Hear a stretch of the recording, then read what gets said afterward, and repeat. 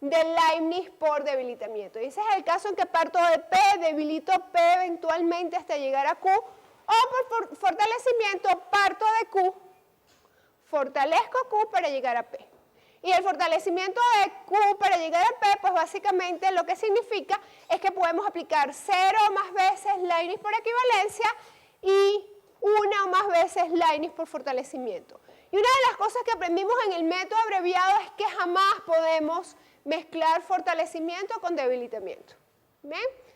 Entonces después también aprendimos que para probar las implicaciones, es decir, P implica Q, pudiésemos utilizar el método de suposición del antecedente, cuando suposición del antecedente lo que hacíamos era partíamos del, en este caso P, que es la hipótesis, y tratamos de derivar bajo la suposición de que ese P es un teorema, tratamos de derivar el consecuente, que en este caso es Q. Y cuando decimos que partimos de esa suposición, vemos a P como un teorema donde no se pueden hacer sustituciones textuales, es decir, que todas las variables que aparecen en esa expresión se ven como constantes.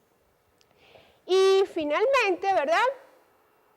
Vimos para probar P equivalente a Q, vimos la implicación mutua, ¿verdad? Y con la implicación mutua, pues básicamente nosotros terminamos nuestros métodos de prueba.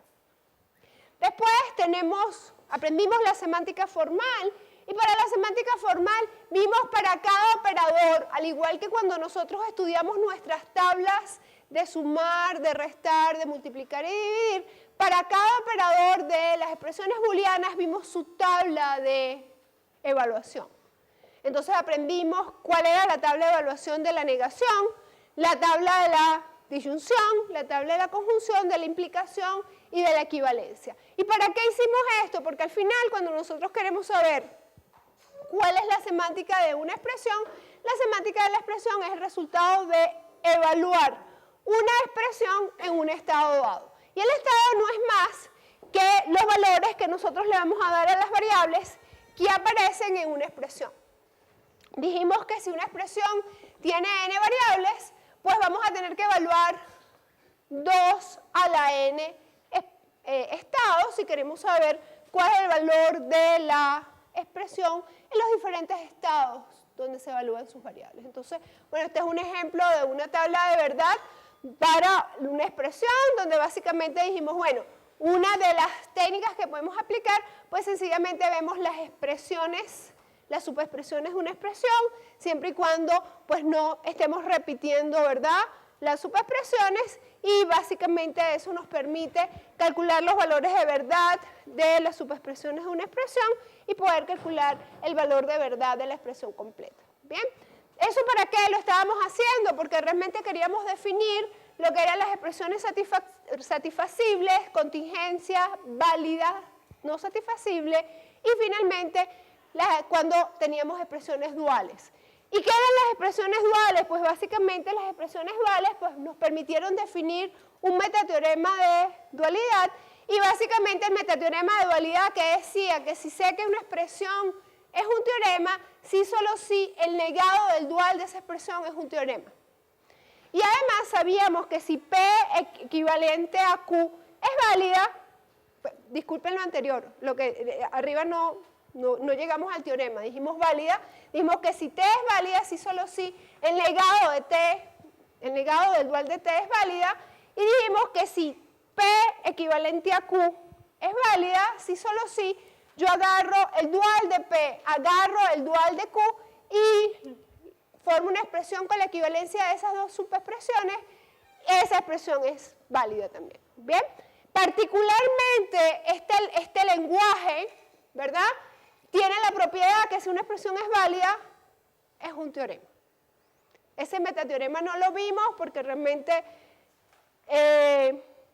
no relacionamos teoría de pruebas con teoría de modelos, en este caso con la semántica formal, pero quiero que les quede como aprendizaje que realmente nuestros sistemas son sistemas completos, lo cual quiere decir que todo lo que es válido es un teorema, lo vamos a poder probar, y es sólido, es decir, todo lo que es un teorema es válido. Entonces es importante que sepamos eso. Después aprendimos modelar. ¿Y por qué queríamos modelar? Porque tenemos expresiones en lenguaje natural y estas expresiones en lenguaje natural queremos ver cómo las vamos a representar en el lenguaje, en este caso de las expresiones booleanas. Y vimos que, bueno, que siempre que estemos negando una expresión en lenguaje natural lo vamos a poder representar con el operador de negación. Cuando estamos diciendo que dos expresiones o que dos expresiones tienen que darse simultáneamente, es una conjunción y allí aprendimos cuáles son las palabras en lenguaje natural que nos permiten modelar las expresiones de ese estilo. Después tenemos la disyunción, la implicación y dijimos que la implicación nos representaba condiciones suficientes, la equivalencia, condiciones de sí, solo sí, y finalmente el consecuente, expresiones de condicionalidad que eran necesarias, ¿ok? Después dijimos los pasos para modelar, tenemos que identificar expresiones simples, después construir expresiones complejas a partir de esas expresiones simples. Y vimos un caso, vimos varios ejemplos, ¿verdad? Y esos varios ejemplos, ¿para qué los estábamos practicando? Porque básicamente lo que queríamos era que teníamos un párrafo como este, fíjense, donde tenemos varias oraciones y lo que nos estábamos tratando de ilustrar era como la metodología que estamos utilizando para representar conocimiento con nuestro modelo de lógica proposicional, pues básicamente nos permite modelarlo. Entonces dijimos, bueno, lo primero que vamos a utilizar es ver cuáles son las oraciones simples y para eso una guía, una heurística, una recomendación era conseguir, bueno, vamos a ver dónde las separamos. Y dijimos que las comas no son más que signos de agrupación. En estos casos los signos de puntuación son signos de agrupación que básicamente de alguna manera nos están permitiendo dividir nuestras oraciones. Y aquí, bueno, tenemos como que una división natural, las dos primeras están parentizadas y esto nos permite definir que tenemos oraciones y después estamos viendo cuáles son las expresiones del lenguaje natural que representan nuestros operadores. En nuestro caso, el y es una conjunción, el cuando es en este caso, implicación. Entonces, bueno, eso fue lo que estuvimos viendo. Después, expresiones cuantificadas. Y de las expresiones cuantificadas, ¿qué aprendimos? Las expresiones cuantificadas son una manera compacta de modelar expresiones donde tenemos un operador que es un operador que cumple las condiciones de que es asociativo, simétrico y tiene elemento de identidad. Y queremos representar de forma compacta condiciones sobre o operaciones sobre con ese operador sobre condiciones, sobre expresiones que cumplen unas ciertas condiciones. Entonces, bueno, dijimos que teníamos las variables, que las variables le llamábamos variables dummy, y que veíamos esto como una tripleta, donde teníamos en el primer componente de la tripleta las variables y los tipos de esas variables, por supuesto, asociadas al operador que dijimos que cumplía esa condición. Después teníamos un rango, y el rango era una expresión booleana que simplemente estaba denotando las condiciones que iban a satisfacer los valores que íbamos a tomar el cuerpo de la expresión. Y el cuerpo de la expresión básicamente es donde se van a evaluar esos valores y cada una de las intersecciones de esa expresión que aparece en el cuerpo se van a relacionar o se van a operar haciendo uso del operador que estamos agregando, que en este caso es la estrella, pero vimos que existen varios operadores conocidos por nosotros que cumplen esa propiedad. En este caso era la suma, la multiplicación, la conjunción, la disyunción. Entonces estuvimos estudiando varios de esos operadores. Después para estas expresiones booleanas dijimos, bueno, que teníamos definiciones particulares, que eran cuando las variables eran libres, cuando estaban libres, cuando estaban ligadas. Y vimos que estaban libres básicamente cuando no aparecían bajo el alcance de alguno de estos cuantificadores. Y básicamente esas variables libres lo que corresponden son a variables que no están cuantificadas de cierta manera, y si nosotros quisiéramos evaluar esas expresiones, pues básicamente, o esas variables, pues básicamente le tendríamos que decir que la expresión evalúa en un cierto estado. Tendríamos que decir cuál es el estado en el cual está evaluando. Vimos definiciones de las expresiones o de las variables que aparecen libres en las expresiones y dijimos que teníamos un predicado particular, que era el predicado de ocurre libre, donde estábamos relacionando una lista de variables con una lista de expresiones. Y básicamente el significado es un predicado binario, en este caso, ¿verdad? Que básicamente nos está diciendo que si evalúa true si solo si existe al menos una variable en B que ocurre libre en al menos una expresión en E. Después, bueno, vimos ejemplos, aplicaciones del predicado ocurre libre, ¿verdad? Por ejemplo, en este caso, las dos primeras es true, después del no ocurre, hablamos de las variables ligadas, y las variables ligadas básicamente son aquellas variables, las ocurrencias, una variable ligada que ocurre bajo el alcance de algún operador, en este caso operador cuantificado, y vimos que en una misma expresión yo puedo tener la misma variable donde tenga una ocurrencia que es libre y una ocurrencia que es ligada. ¿Ok? Y aquí vimos ejemplos de variables, estas son variables ligadas, ¿y por qué son ligadas? Porque básicamente están bajo el alcance de este cuantificador, ¿verdad?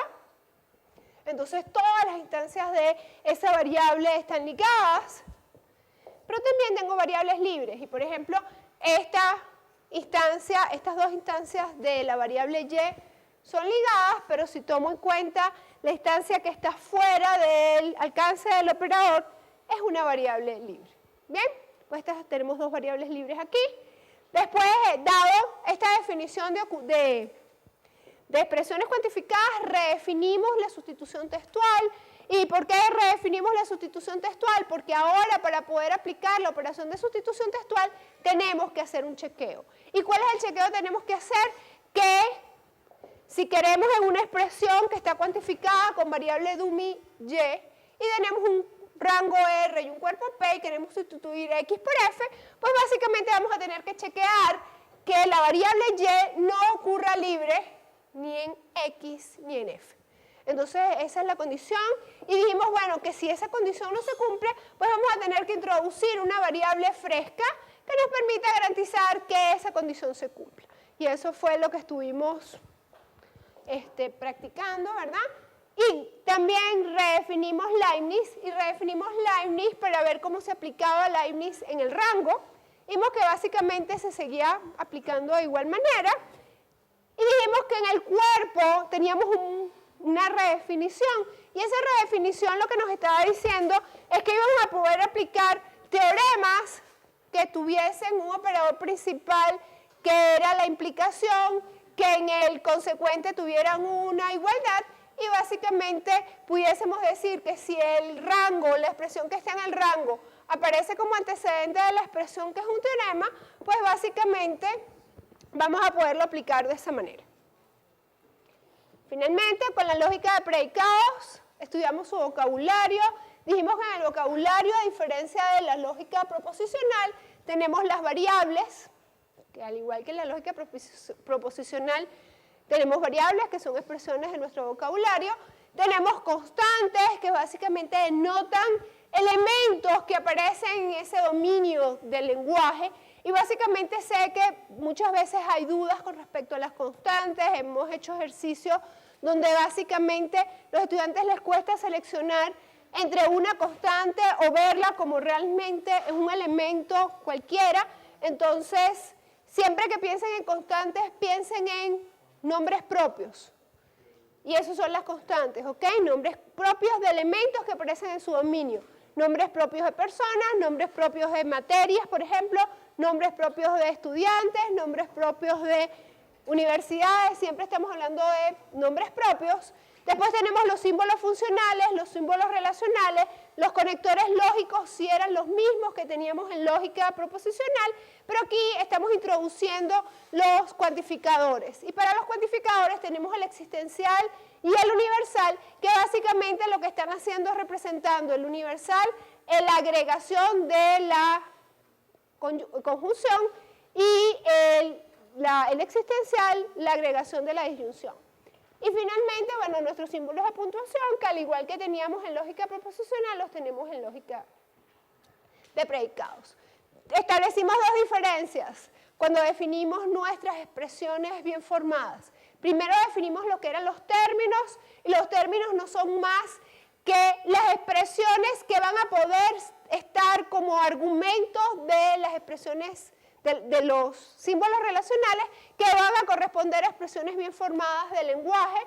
Entonces, en este caso, dijimos que un término podía ser simplemente una variable o una constante, o el resultado de aplicar a un símbolo funcional un término, o, dependiendo de la variedad de ese símbolo funcional, un cierto número de términos. Después hablamos de las expresiones de la lógica, dijimos que el caso base son los relacionales sobre términos, después la conjunción o la disyunción o la implicación o la equivalencia o el consecuente de dos expresiones de la lógica de predicado